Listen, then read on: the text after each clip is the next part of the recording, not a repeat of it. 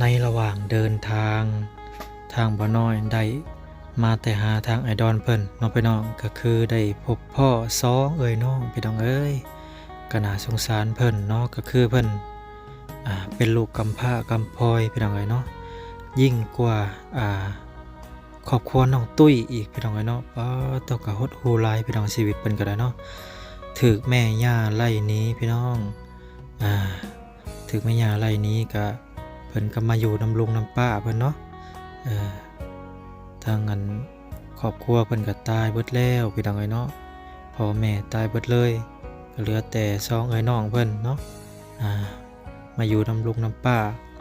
ก็ทางทีมงานก็มาพ่อเพิ่นในหนทางพี่น้องเอ้ยเนาะกำลังว่าสิเข้านาไปสู่เข้าไปหาทางน้องตุ้ยเข้าไปภารกิจพี่น้องแต่ว่าติดภารกิจข้างทางก่อนก็คือเห็นทางสองเอ้ยน้องเพิ่นนี่แหละพี่น้องเอ้ยเนาะพ่อแม่เพิ่นตายเบิดก็เลยแบบว่าทางทีมงานก็ไปสืบสวนก่อนพี่น้องเนาะเขาไปสืบสวนทางป่าทางลุงเพิ่นนั่นแหละพี่น้องเอ้ยว่าเรื่องราวเป็นจังไดมาจังใดจังใดถูกไล่หนีแล้วก็เป็นหยังพ่อแม่จึงตายเบิดพี่น้องเอ้ยเนาะโอเคน้องพี่น้องเดี๋ยวไปฟังเรื่องราวจากป่าจากลุงเพิ่นกันเลยคิดอีต้นลานเขาไล่หนีพ่อแม่ตายหมดลูกกำพร้าล่ากำพร้อยลูกเอ้ยจะเป็นอะไร เรื่องจริงเนาะ จริงแม่ไม่ได้ตัวใครไปรัดเอาอยู่ป้าเขายางเอาช่องคนนี่ แม่เพิ่นกับพ่อเพิ่นผู้ได้เสียก่อนเสียหลัง แม่ก้อนเสียแม่ ปีกาย พอเดือนป่าย2 เดือนแล้วพอ โอ้ยังไม่ใหม่เนาะ ไม่เลย ยัง ตาย ไม่ให ไม่ ม่นี่ แต่ว่าแม่นี่เป็นคนเสียก่อนบ่ลูก โดน แปลว่าอันเสียเจ็บในท้องแกว่าเนาะ โดนจะไปทอง วัดพ่อได้ซะ พอก็จะไปทองคือกัน เป็นอันเดียวกัน เอ้าคือเชื่อมบ่คือกันแท้นี่เป็น อายุของหมอ นายหมอเพิ่นว่าได้ เพิ่นว่าเป็นกระเพาะ อ๋อเป็นกระเพาะเคยไปกวดจักเทื่อล่ะน้องอัน บ่ กันยาเพิ่น โกรธ ยังบ่ได้ไปกวดจักเทื่อ โดด โดย พอเจ้าเป็นปอดบ่จักเพราะว่ากลางคืนนี่ไอแห้งมันบ่เจ้าว่ะ แห้ง ไอแห้งเนาะ จนขาดออก ปอจนหากออก คือหน้าเจ้านี่ใกล้บ่จักลัก 10ป้ายหลัก18หลัก โทเพื่อฮอดเจ้ามีรถไทยรถจักรอยู่บ่ บ่มี เอ้าได้ ยืมรถเขาครับ เงินทางอันจันอยู่ทางฮ่องกงพี่น้องเนาะก็นี่แหละให้ทางน้องเพิ่นพอได้ซื้อหอกซื้อยาไปตรวจเบิ่งเนาะได้ไปตรวจเบิ่งสุขภาพเพิ่นเด้อเอาน้องหยังก็น้องกัญญาโอ้ยไปตรวจสุขภาพเด้อ อ๋อถูก ให้เด้อบ่ เออ ไปได้ ให้อยู่ดีมีแห้ง ความขยันมี เออ ให้อยู่ดีมีแห้ง ไปได้ด้วย โดย สา สา ธุ ธุ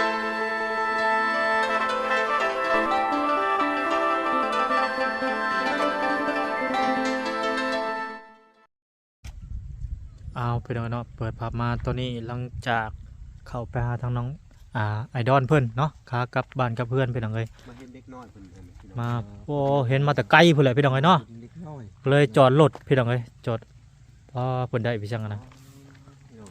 เดี๋ยวว่าซื้อหน่อไม้ซอยเพิ่นเพื่อการสงสารมาแต่ไสกันลูก มาแต่คุณ ฮะ มาแต่คุณ อ๋อสิไปขายหน่อไม้บ่เลยอะไร โดยไปขายหน่อไม้ คือปาตรงปาตีน ฮะ ซื้อสวยแน่ ซื้อซอยแน่ โดย ทุงเขาได้นะฮะ คง10,000 ถุง10,000 โดย พี่น้องเลยเขากะสิซื้อหน่อไม้ส่วนน้องๆเพิ่นเป็นแต่ได้มาแต่ได้สู้เจ้ามาแต่บ้านใดอันนี้ มาแต่วันปอกมันก่อน หันโป่ง แล้วมาขายหน่อไม้เดินทางมาขายหน่อไม้อันนี้ โดย บอกพร ทงเท่าไหร่น่ะ คง10,000 ต้อง10,000 ถุง10,000มาขายหน่อไม้โอ้มากับน้องนี่บ่ โดยน้อง สบายดี สบายดีไหมสบายดี มากับน้อง สบายดีลูกละ พ่อแม่ทุกเจ้าอันน่ะให้มาขายบ่หรืออะไรเนี่ย พ่อแม่พวกคอยบ่มี ฮะ พ่อแม่พวกคอยบ่มี อ้าว บ่มีพ่อแม่ โดย เห็นย่างเดินทางมาบ่พรย่างสองคนตรงต่อตรงตอยมานี่ พ่อแม่ตายเบิด พ่อแม่ตายเบิดเลยบ่ โด ลูก ย เรื่องจริงบ่ลูกอันนี้ฮะ เรื่องจริง หน่อไม้ถุงละ10,000บ่พรพ่อน้อย โดย ช่วงเฮาว่าสิเดินทางไปบ้านน้องตุ้ยเนาะ เลาะมาตะคายอยู่พุ่นบ่ โดย จุดที่จะเขาไปขายจุดซุ้มถูกเนาะ โดย มีคนซื้อหรือยังอันนี้ฮะ ยัง ยังบ่มีเลย โดย อันนี้เอาเขาขายแล้วเขาสิไป ซื้อหาเงินซื้อข้าวบ่มี บ่มีข้าวกินเลย โดย อ๋อ บ่มีไห้บ่มีหน้าบ่ บ่ เออ พ่อแม่เป็นหยัง พ่อแม่ตาย ตายหมดเลยเนาะ โดย เป็นหยังอะนะเพิ่นเป็นหยังนะ เจ็บในท้อง เจ็บในท้อง น่าจะเกี่ยวกับตับ เกี่ยวกับตับ แต่ว่าน้องทั้งสองคนเป็นพี่น้องกันเนาะ โดย โดยน้องเจ้าแท้ๆบ่ล่ะ โดยน้อง สีผิวแตกต่างกันเนาะบ่ล่ะ โอ้แล้วมาขายแต่ละมื้อเนี่ยพากันหาหน่อไม้ไปขายเนี่ยบ่ โดย โอ้กินข้าวกันหรือยังอีกล่ะ ยัง ปัจจุบันนี่อยู่กับไผบ่ อยู่กับลุง อยู่กับลุง ลุง โดย พ่อแม่ตายเบิดเลยแล้วก็ โดย แล้วได้จังมาอยู่กับลุงคือบ่อยู่กับเฮือนอันทางปู่ทางย่าบ่ได้อยู่บ่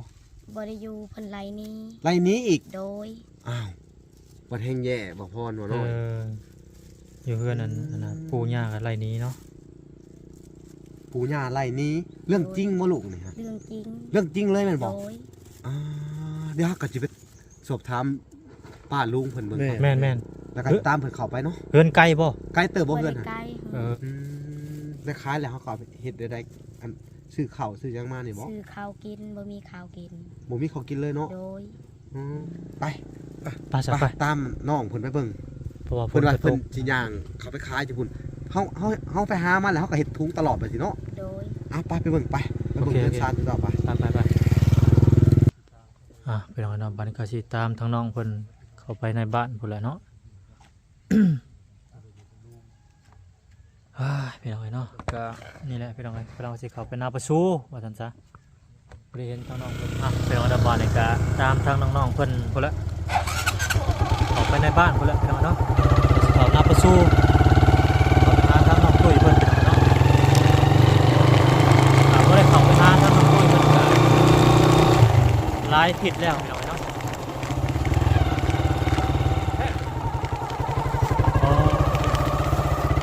มาฮอดเฮือนไปแล้วเนาะนี่เนาะ อันนี้บ่เฮือนเจ้า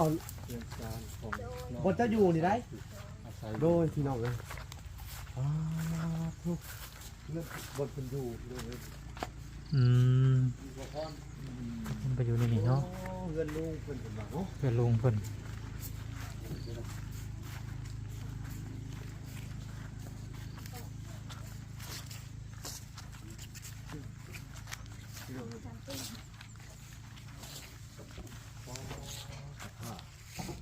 เราคลายควันดุดควัน จะเป็นเฮ็ดหยัง บ้าน กิ ลุ น ง เนี่ย ก็อยู่ได้บ่พอ โอ้ไป ไปๆเดี๋ยวไปเลยไป ขออนุญาตขึ้นเด้อสบายดี สบายดีจ้าสบายดี โดสบายดีอันนี้ลูกหลานทุกเจ้าบ่ โด โด ย ย โอ้ส่วนว่าไปขอไปขายหน่อไม้ โดย โดย ไปขายหน่อไม้หาเงินซื้อข้าว โดย เดี๋ยวถ้าอยากขึ้นมาสอบถามเรื่องราวเด้อ โดย เป็นจังได โดย เขาก็บ่ฮู้เดี๋ยวเขาจะเข้าไปสอบถามเรื่องราวชีวิตของอันลูกหลานทุกเจ้าเด้อ โดย ไป ไป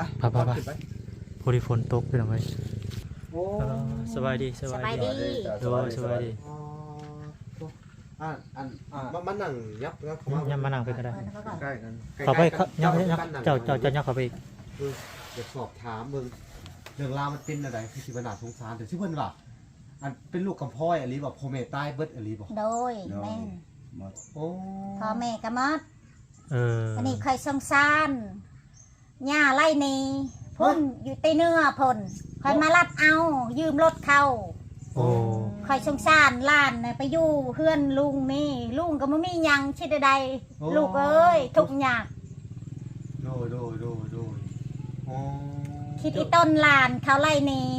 พ่อแม่ตายหมดลูกกำพร้าลากำพร้อยลูกเอ้ยจะกินอะไร เรื่องจริงเนาะ จริงแม่ไม่ได้ตัวคอยไปรัดเอาอยู่ป้าเขาย่างเอาช่องคนนี่ แม่เพิ่นกับพ่อเพิ่นผู้ใดเสียก่อนเสียหลัง แม่ก้อนเสีย แม่ปีกาย ปีกายพอเดือนป่าย2 เดือนแล้วพอ โอ้ยังไม่ใหม่เนาะ ไม่เลย ยังไม่ใหม่นี่ เพิ่นอายุจักปีเนาะเอ้ย คอยนี่ บ่อันพ่อแม่เพิ่น พ่อแม่เพิ่น สิเสียนะ พอ ทรัพย์สมเจ้า ประมาณ นี่บ่ 48 ปีนั่นแหละ เออ พ่ออะไร โดย บัดแม่นี่เป็นพี่น้องพาพี่น้อง เป็น เจ้า พี่น้องคอย พี่น้องพวกใครนี่แหล้วลูกเอ้ย น้องสาวเจ้านี่ น้องสาวคอย โอ้เฉพาะเลยเพิ่นห้องลุงเนาะบ่พร เออเฉพาะยังห้องลุง น้องมันอยู่เพื่อนลุง ไปดูวันลุงแล้ว แต่ว่าแม่นี่เป็นคนเสียก่อนบ่ลูก โดย แม่ว่าอันเสียเจ็บในท้องแกว่าเนาะ โดยเจ็บในท้อง บัดพ่อได้ซะ พ่อก็เจ็บในท้องคือกัน เป็นอันเดียวกัน เอ้า โดย คือเชื่อมคือกันแท้อันนี้เป็นได้ แสดงว่า อันแค่คิดนี่เพิ่นก็สิเชื่อถือเรื่องแบบ ของตาบ่เห็นนำแน่เนาะแต่ว่าเจ็บเนี่ยเป็นจังไดปุ๊บตายเลยบ่หรืออะไร บ่ได้ไปห้องหมอป่ะ ไปอยู่ห้องหมอ นายหมอเพิ่นว่าได้ เพิ่นว่าเป็นกระเพาะ อ๋อเป็นกระเพาะพ่อกระเพาะแม่ก็กระเพาะ อ่า หรือว่าได้ เจ็บแบบเดียวกันเลยกับพ่อกับ โด แม่ ยเจ็บเดียวกันเลย แล้วล่ะปัวกันจังไดเนี่ย ปัว อืม ซื้อยาได้แล้ว ซื้อยา เอาถามทางลุงเพิ่นพอลุงเพิ่นก็อาจสิฮู้เรื่องราวเนาะ บัดนี้ไปซื้อยาก็บ่มีว่าสิเอาเงินเสียไปโรงหมอก็บ่มีเงิน ผมมีเงิน บ่มีเงิน อ๋อคือหมายความว่าครอบครัวนี่ลำบากมาก ลำบากมาก่อนแล้ว เด็กน้อยนี่ได้ โดย แต่ว่าอยู่ในเฮือนในหญ้าอันนี้ อยู่เฮือนตัวเองบ่จังหวะ อยู่เงินแม่ย่า เพิ่นเว้าไล่นี้แล้วก็บ่ค่อยก็ไป โอ้ พาน้องไป พาน้องไป โดย อันน่ะอายุจักปีล่ะลูก คอยบ่ โดย 12 12 ปี โดย บ่ได้เข้าโรงเรียนอีหยังเลย บ่มีเงิน อืม ส่วนน้องได้สักจักปี น้องจักปี เจ็บ 7 ปีชื่อจังได๋เจ้า ชื่อน้องลินดา น้องลินดา โดย อ๋อเนาะอันนี้เด้ท่าน กัญญา กัญญาลินดา โอ้สื่องามเนาะสื่อเพิ่น เลยทีเดียว พี่น้องเอ้ยอันนี้คือเรื่องจริงเลยผลลายนี้นี่เนาะ โดยเรื่องจริง บ่น้อยบ่พร โดย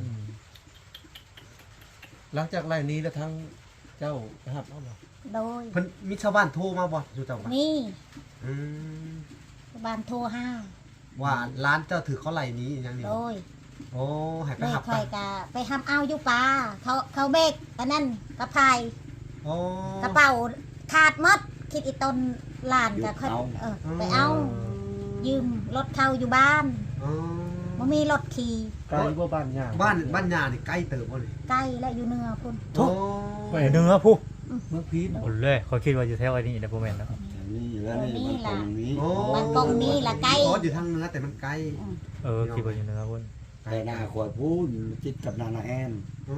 ม แบบมันไกลกับมันอยู่ เฮ็ดห วั น้าน เข้าอันนี้กะลุงก็เฮ็ดหน้าเข้ายืมเฮ็ดหน้าเข้าบ่มีหัดหน้า ทุกเจ้านี่ก็ลำบากเขาแล้ว ลำบากคือกัน เบิ่งเฮือนเบิ่ง เบิ่ สาง ม เพื่อนนี่ให้เลยลาไปทำลานล่ะให้ไปอยู่นี่เพชรกันกับลูกคอย แต่ว่าบ่ทีมคนเนาะ แล้ว อันนี้มาจากทิศแล้วนี่ฮะ อันนี้ประมาณ2ทิศนี่แหละ อ๋อไปหับมานี่ได โดย แล้วทุกเพิ่นก็บ่มีข้าวกินเลยก็ไปหาหน่อไม้นี่บ่ โดย ไปหาดอกไม้ลานเขาว่าไปหาดอกไม้ขายชื่อเขากินเขาว่า ขุดกิโลไปเนี่ยได้ขุด กิ อ โล ยู่ กิโลนี่แหละลานอืมลินดาเนาะเป็นคนที่แบบว่าหาหน่อไม้หาเงินซื้อข้าวเลี้ยงน้องเนาะ โดย แต่ชุดเจ้านี่ก็มีข้าวมีน้ำกินอยู่บ่นี่ บ่มีคือกันลูกเอ้ยถูก ก็ลำบากคือกันแหละ ลูกเจ้าก็จักคนละอ้าย ลูกคอยได้ก็3-4 คน อ๋อแสดงว่าชุดเจ้าอยู่ไห้อยู่หน้าให้ชุดเพิ่นนอนเฮือนนี่ท่าเนาะ โดย โดย เพิ่นนอน โด ทาน ยนอน จุ๊บจ้องออกไปนอนหน้าเบิด อยู่ โด น้ ย แต่ว่าลูกเต้าชุดเจ้านี่จักคนบัดนี่ ำลูก 4 คน ลูกละ4 คนลูก ลูกชุดเจ้าเนาะ โดย ผูกเป็นลุงพี่น้องเลยเนาะ4 คนว้าวน้องลินดากัญญาคือสิน่าสงสารแต่น้องบ่พรเบิ่งชีวิตตั้งอาภัพอะไรเนาะเป็นลูกกำพร้อย สก ลูก เสื้ กำ อ พร้าห ก็ น้า บ่มี กำพร้อยพี่น้องเลยเนาะทรงเสื้อนี่สภาพนี่แม่นบ่เนี่ย โดย อ๋อ มึงเพิ่นมาสุดบ่แม่นสุดพี่บ่แม่นสุดนี่บ่ตอนเพิ่นมาสุดขาด อัน บ่ นี้แหละ สุดอันนี้ สุดขาดจะใช้เพิ่นปะหมดแล้วสุดอันนั้นสุดขาด กระเป๋าพาย แล้วก็เวลาเขานอนนี่มีไผผ้าอยู่บ่เฮือนเจ้า บ่ นี่ มี บ่มี แล้วเขานอนกินอยู่จังได๋นี่ฮะ น้ำตักก็บ่มีหัดน้ำธรรมดา ชุดเจ้านี่ได โดย เอาน้ำใส่ในใส่ เอาเลยดิไปตักเอาอยู่พุ่น โอ้ตักพี่น้อง อยู่ห้วย ชุดเจ้ากับพ่อแล่เนาะลำบากเนาะ โดย แทนจะมาหับภาระเลี้ยงลูกเลี้ยงหลานนี่เนาะลูกหลานว่าซั่นซะเนาะ โดย อ๋อเฮือนพี่น้องเฮือนทุกเพิ่นนี่แหละเนาะแต่ว่าชุดเจ้านี่หลังจากลูกหลานมาก็ให้ลูกหลานอยู่เนาะ โด โด ย ย แต่ว่าชุดเจ้าก็ไปอยู่ให้อยู่หน้าตลอดบ่เนี่ยอยู่ให้อยู่หน้า ยามเดือน เดือน1เดือน2ก็เลยเมื่อคือกัน ได้เข้ามาคือกัน ประเพณีที่ชนร้ายเพิ่นสิออกไปนอนอยู่ไห้อยู่หน้า โดย ทีมเพื่อนทีมชาติลูกก็บ่ได้คอยได้อยู่เนาะแต่มีแต่ลูกหลานแหละมาอยู่เนาะเสือผ้ามันมานอนในนี่เนาะ โดย แม่นความเนี่ยพี่น้องดึกน้อยเนาะก็ลืม นอนอยู่กันหลายคน อยู่กันหลายคนพี่น้องเลยก็เลยว่าให้ใครมาอยู่เพื่อนในฐานเนาะ โด โด ย ย ก็เลยแบบไปอยู่พวกกัน ให้อยู่นี่แหละ อืมปัจจุบันเนี่ยก็คือ อยู่ถาทุกเจ้าอยู่นี้เนาะทุกซ้ำมันทุกเจ้าเลี้ยวเขาเลี้ยวน้ำเนาะ โดย อ๋อแต่ว่าเพื่อนเนื้อเสื้อใครเองเนาะลูกหลานจะได้ก็มาหับเอาอะไรเพิ่นไล่นี้เนี่ยเมื่อนะ โดย เพิ่นไล่นี้พี่น้องไอ้บาทนี่อ๋อ ลูกเอ้ยเขาว่าคอยจนน้ำตาย้อย คิดลานปบเมื่อที่พลตามดงตามป่าย่าง อืม คิดอีสานเลอะหลานบ่มีพ่อบ่มีแม่ อุ้ยพ่อไม่แม่เพิ่นก็ยังใจจืดใจดำเนาะคือสิไหลกันหนี้ได้ลงคอแบบนี้เนาะ ไล่หมด ไล่แหละ พ่อแม่บ่มีบางอัน โอ้ บางพ่อแม่ บ่มี เขายัง ยังแต่ ทำงานได้ ย่าอยู่ เขาก็ยังเป็นห่วงเป็นใยกับลูกกับหลาน อ๋อ ผัดมืดพ่อมืดแม่เขาหาเงินบ่ได้แล้วมีแต่เด็กน้อยแล้วเขาก็เขาก็ไล่หนี้ว่าสิไปใส่ก็ไป เวลาลูกหลานเขาหลานเพิ่นก็อยู่นํกันโดนนาน เพิ่นมีลูก เวลากิน อืม เวลากินเนี่ยคันว่าพวกนี้มีขนมคันจะกินแล้วก็เอาตีนเว่าเขาถั่วว่ากำนำเอาตีนเตะว่าเอายำออกยำออก อืม เวลายามกินเนี่ย ยามกิน เอาตีนหลอดเต้นิดหน่อย บ่ให้หลาน เนาะ กิน โดย บ่ให้กินนะเรื่อง บ่ให้กิน บ่ให้กิน โดย โอ้ยพี่น้องเอ้ย จุอันนี้ก็ให้บ่ให้กิน ให้บ่ลูก ลงอยู่ตารางให้2คน เอ โอ้ อเรื่องจริงบ่นี่ฮะ จริง จริง ลูกเอ้ย บ่ได้ เขาบ่ได้ตู้ บ่ได้แต่งนี่ยังขึ้นมาเลยเนาะ บ่ ปาดบ่น้อยบ่พร เลย เพื่อสิมาเจออันเคสนี่กันยิ่งกว่าเขาน้องตุ้ยอีกบาทนี่ลูกกำพร้าหน้ากำพร้อย โดย ขโมยพ่อมีแม่ชีวิตก็จะเป็นแบบนี้แหละเนาะ แม่น สุดโหดพี่น้องเลยบาทนี่ วังพ่อเพิ่นมาได้ยินข่าวว่าพ่อเพิ่นป่วยได้ยินข่าวว่าเพิ่นนี่รับจ้างไปหาดำนาซื้อยาซุ่มมาให้พ่อกิน โอ้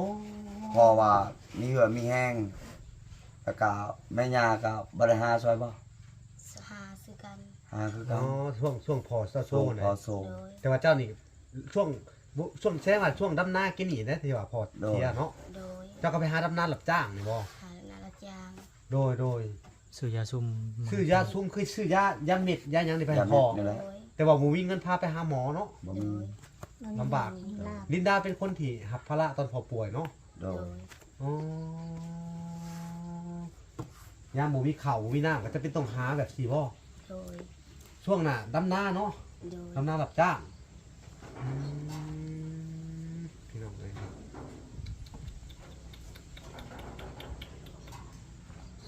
แห้งลำบากกว่า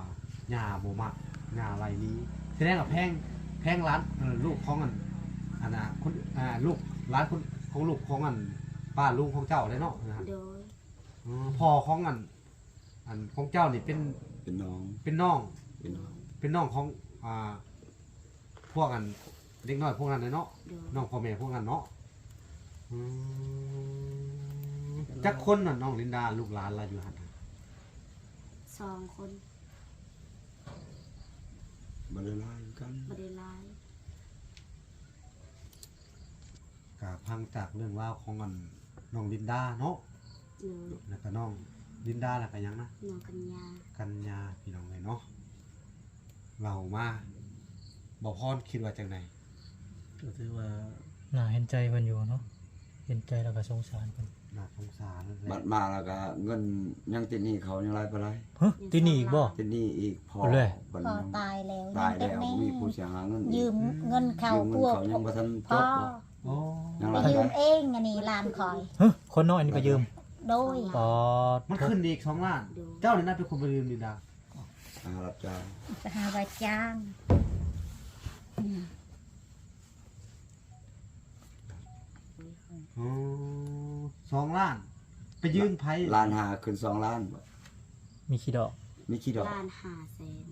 แล้ว ขึ้น ขึ้นไป2 ล้าน โดย คือเพิ่นเอาดอกเบี้ยแหละเอาง่ายๆซะ อ๋อ ดอกเบี้ย พ่อก็ตายแล้วไผสิหา อืม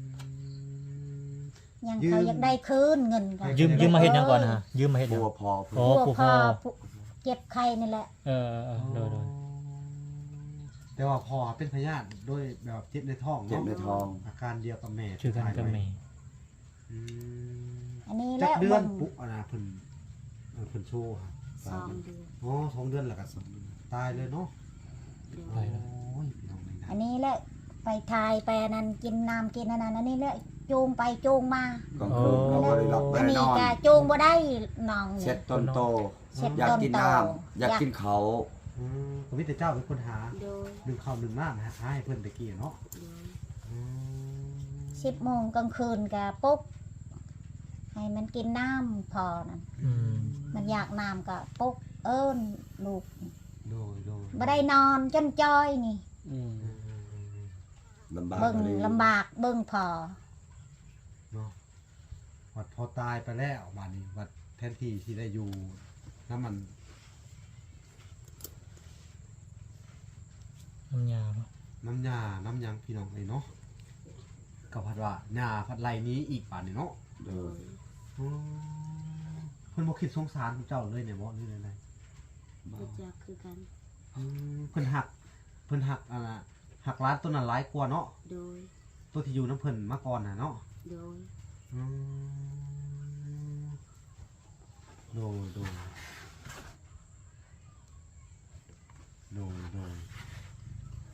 เนาะพี่น้องเลยเนาะ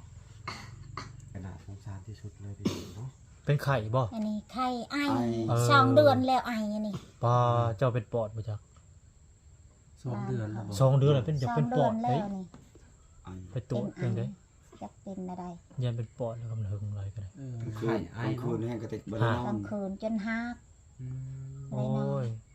อย่าเป็น อ๋อ ป ชุด อด เจ้าจะเข้ามาเบิ่งทุกเพิ่นดีนะ โดย โดย ตอนแรกแหละออกไปนอนพุ่นมา อ โด ยู่ ย หน้าเพิ่นออกไปนอนอยู่หน้าเพิ่นแล้ว อืม หลานก็นอนอยู่นี่แล้ว แล้ว ชุดเจ้าก็เป็นห่วงลูกเต้าอยู่เนาะ โดย แต่ว่าไปคือบ่เอาไปอยู่น้ำอยู่หน้าพวก เทียงหน้าบ่ มัน ยัง ก็ได้อยู่ไก่ 22เขาก็ไม่พุ่นละจะได้มือเฮ็ดให้เฮ็ดนาเขาก็เพื่อได้ อืม หลังจากแล้วเขาแล้วเจ้าก็มาอยู่เฮือนคือเก่าบ่ โดย โดย เรื่องไห้เรื่องหน้านี่กะชุดเจ้านี่กะเฮ็ดหน้าชาวบ้านเนาะ นาชาวบ้าน โดยนาชาวบ้านลุงป้าก็ทกคือกันเฮ็ดอะไรคิดอีสานลูก เลยล่ะเมื่อเบิ่งลูกเพื่อนอันนั้นหลานอยู่นี่ พี่น้องเลยน่าสงสารพี่น้องเลยน่าเห็นใจพี่น้องเลยเนาะเอาจักสิว่าจังไดเนาะหน่อไม้พี่น้อง มีแต่บัดเมื่อก็ซื้ออันน้ำเพิ่นเมื่อแกงกินอยู่เพิ่น ก็มีแต่สิมอบอันเงินเนาะ แม่น หรือว่าซื้อหน่อไม้น้ำเพิ่นพี่น้องเลยเนาะ เออ เวลาปาสิได้ซื้อหน่อไม้แล้วก็อันน้องอันนี้ก็เป็นไข่คือว่าเนาะไข่ห้า แม่นแม่น ไข่ ไข่ พร้อม อัน ราคาเปลี่ยนแปลงวันนี้น่าสงสารนะเป็นตาแพงตรงนี้พี่น้องเลยเป็นตาอินดูพี่น้องเลยน้องลินดาแล้วก็ น้องหยังก็น้องกัญญา น้อง ลิ กัญ น ญา ดา เป็ กัน ญ ตา ญา แพงเป็นตาปูลินดากับเป็นตาแพงอยู่พี่น้องเลยเป็นตาสงสารเสียจังได้ระบาดนี้จากสี่เฮ็ดจังได้พี่น้องโอ้ยลำบาก ว่าบ่ถึกเลยเนาะว่าบ่ได้ เทียบนี่ก็สุดยอดเลยพี่น้องเลยไปใช้ผู้เป็นเลยบาทนี้เนาะแล้วเขาก็สิได้ อันสอบถามชาวบ้านเรื่องทางในบ้านอีกเนาะ แม่นแม่น ความเรื่องราวมันเป็นยังไงเนาะกัน แม่น สิมาอุกใจขนาดพี่น้องเลยพอดีช่วงเฮาอันเดินทางว่าจะไปบ้านน้องตุ้ยเนาะ แม่น ก็เลยมาพ่อแบบสีพี่น้องเมื่อวานนี่กับฝนตกเบิดมือเนาะมื้อนี้ก็ฝนเช้าตกแน่ อืม อากาศก็แปรปรวนนะพี่น้องเลยฤดูหนาวเข้ามาแล้วก็กับทีมงานมันเช่นกับพัดน้องลินดากับอัน กัญญาน้อง กั กั ญ ญ ญา ญา หลอกขายหน่อไม้แสดงว่าแต่ละมื้อนี่หาหน่อไม้ โดย ซื้อข้าวกินเลยเดี๋ยันนี่บุมีข้าวกินอยู่บ่ครับปัจจุบั บ่ น มี อ๋อแปลว่า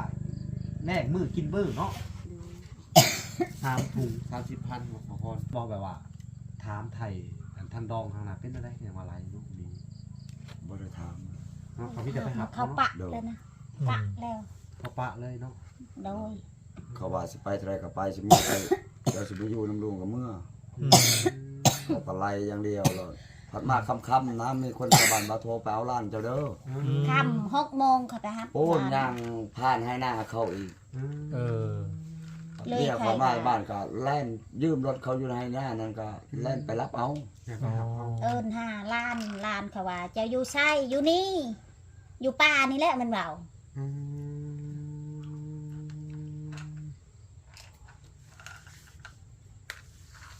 ชีวิตพี่น้องเลย ขาด กระเป๋า ส่งซองเพิ่นเสื้อซองเพิ่นขาดหมด โอ้ ใส่ชั้นที่เขาอยู่หรือว่าชั้นที่เขาใส่อยู่ โดย กระเป๋ากระเป๋าพายเนาะใส่เครื่องสอง กระ ชุด เป๋าปลาดาวนั่นแหละ กระเป๋าบะดาวนี่แหละมาแม่นกระเป๋าเสก ขาดเบัดแล้วก็ยุบเอา ยุ่มเอา เอายุบมา ในทงมีแต่เครื่องส่งเสือสองชุดเนาะ ซอง มี สุ แต่ ด เท่านั้นแหละ มันบ่มี เดี๋ยวเป็น หาเงินหาคำก็หมดซื้อยาพอมันซื้อยาก็ยังบ่ดียังเขาไปปะเอก อืม พ่อแม่ กระตายปะเนาะ ก็ถือว่าทางบละเนาะพี่น้องก็ได้ซื้อน้ำไม้ทางน้องๆไปแล้วพี่น้องเนาะทางบ่น้อยก็บ่มีหยังหลายเนาะพี่น้องสิให้ทางน้องเพิ่นเพราะว่าเห็นทางน้องเพิ่นเป็นไข่เนาะแม่นบ่ โดย เป็นไข่ก็อยากให้เพิ่นไปซื้อของซื้อยาเล็กๆน้อยๆแหละเงินก็ได้พี่น้องเนาะเคยไปกวดจักเทื่อแหละน้องอัน บ่ กันงาน เพิ่นกวด ยังบ่ได้ไปกวดจักเทื่อ โดย โดย พอเจ้าเป็นปอดบ่จักนั่นนี่นี่ก็น่าเป็นห่วงทางน้องเพิ่นเนาะเพราะว่ากลางคืนนี่ไอแห้งมันบ่เจ้าว่า แห้ง ไอแห้งเนาะ จนหากออก ปอจนหากออก คือหน้าเจ้านี่ใกล้บ่จักลัก 10ป้ายหลัก18หลัก โทเพื่อฮอดเจ้ามีรถไทยรถจักรอยู่บ่ บ่มี เอ้าได้ ยืมรถเขาครับ ยืมรถ มี เขา ไปย่าง มีแต่ย่างป้าย่าง18ลักพู้ โดย โอ้โหพี่น้องเนาะก็ใกล้กระดอกกระเดียแท้นี่นาเจ้าหน้าพ่อหน้าแม่บ่ เข้า หน้าเขา จะไปเฮ็ดหน้าเขา โดย เอ้าหน้าเจ้าบ่มี หน้ บ่ แบ่งปันบ่มี แบ่งปัน แบ่งให้เฮ็ด เฮ็ ดำนาได้แล้วก็ส่งคืนเขา โอ้ บ่แม่นดินคอยบ่แม่นหน้าคอย บ่แม่นหน้าพี่น้องบ่บ่แม่น บ่ หน้าชาวบ้าน ชาวบ้าน เพิ่นให้เฮ็ดซื่อ โด เฮ็ด ย ซื่อ ๆแต่ว่าอันหน้าเจ้าหาบ่มีเนาะ บ่มี ดินดอน บ่มี เฮือนแต่ะมีเฮือนหลังเดียวนี่เนาะ โดย เฮือนนี่แหละแต่ว่าบ่มีหน้าเนาะ บ่มี อ๋อบ่มีหน้าแถมบัดมาเลี้ยงอันร้านอีกบัดนี้เนาะ โดย กะสิทิมก็บ่เป็นบัดนี้เนาะ โดย ทางหน้าบัดปล่อยเลยเด้ทิมแล้วว่าง่ายซะเอ้าทางหน้าก็ปล่อยก็เลยคิดสงสารอยากเอามาอยู่นํเนาะว่าจัง โด ซั่น ย ตัวก็นี่แหละพี่น้องเนาะก็เห็นใจทางน้องเพิ่นอยู่ทางก็แล้วก็ทางลุงเพิ่นอยู่เพิ่นก็คนดีพี่น้องเนาะเพิ่นก็ช่วยทั้งน้องๆเพิ่นน้องลินดาน้องกัญญาเนาะ ๆโดย เออ เรา น้องลินดาน้องกัญญาพี่น้องเอ้ย เงินเท่านี้ก็เป็นเงินทางทางบลาเพิ่นฝากใน500 บาทพี่น้องแล้วก็สิบิแบ่งแต่ละครอบครัวให้มันได้3ครอบครัวเนาะก็ทางบลาเพิ่นฝากมาเงินทางจันอยู่ทางฮ่องกงพี่น้องเนาะก็นี่แหละให้ทางน้องเพิ่นพอได้ซื้อหอกซื้อยาไปตรวจเบิ่งเนาะไปตรวจเบิ่งก่อนให้เพิ่นเอ็กซเรย์เบิ่งดูว่าได้ไปตรวจเบิ่งสุขภาพเพิ่นเด้อเอาน้องหยังก็น้องกัญญาโดยไปตรวจสุขภาพเด้อ อ๋อถูก กับมื้อหน้ามื้อในก็สิมาเยี่ยมมายามใหม่เด้อเป็นจังได โดย บัดนี้มื้อได้เข้ามาอีก มื้อน มื้อเนาะ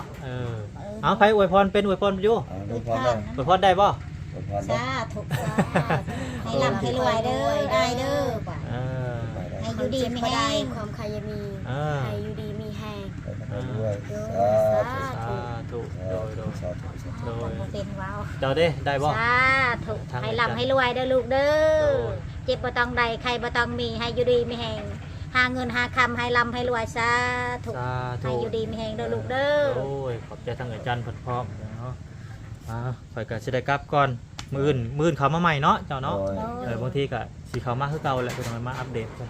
เป็นจังไดว่าอยากมาเบิ่งอาการน้องเพิ่นแน่หั่นนะต้องได้ไปหาหมอเด้อมีรถอยู่บ่เข้าไปก็ รถ อยากเอาเลยเนาะมันก็บ่ได้ไกลบ่ได้เนาะหมอจุดซุมพี่น้องโดยเอากลับก็เด้ออยู่ดีมีแฮงบ่สุขทุกคนเด้อเอา ให้ร่ำให้รวยเด้อ โดยไป เจ็บบ่ พี่ ต้ น้ อ อง ง ใดใครต้องมีสาธุ